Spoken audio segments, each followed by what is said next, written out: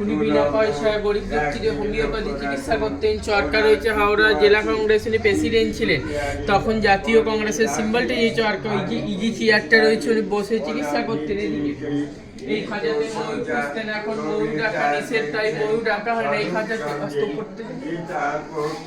ঠাকুর রয়েছে রাধাকৃষ্ণ ঠাকুর, শ্বেত পাথরের মূর্তি। চিত্তরঞ্জন দাস যখন দেশের উদ্দেশ্যে অ্যারেস্ট হয়ে গেছিল, ওনাকে দিয়ে গেছিলেন সেই ঠাকুরটা আজও নিত্য পুজো হয়। চিত্তরঞ্জন দাসের বাড়ির ঠাকুর, আলমারিতে ওষুধ রয়েছে।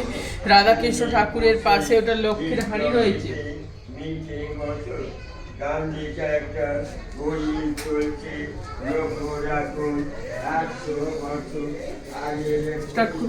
আমার নাম টুবাইপতি। আমরা বংশ পরম্পরা ধরে বাড়ি দেখাশোনার দায়িত্ব রয়েছে। ওনার নাতি থাকেন কলকাতা কসবায়, নাতির নাম জয় চট্টোপাধ্যায়। উনি আমার বাবার উপরে বাড়ি টোটাল দায়িত্ব দিয়ে রেখেছেন।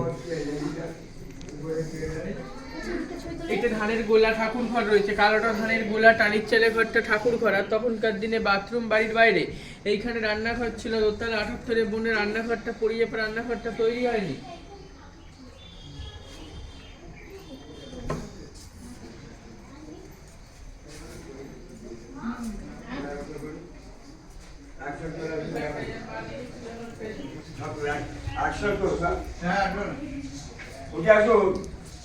আপনারা উঠে আসুন সব।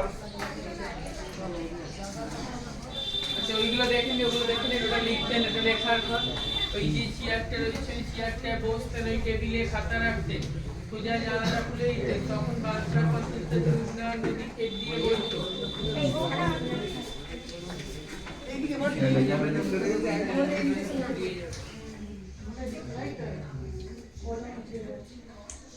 এটা লিখতে লেখার ঘর, ওইটা যাবি, ওটা বসার ঘর, বসে ওখানে ছিল, দেখে দেখে পড়ে।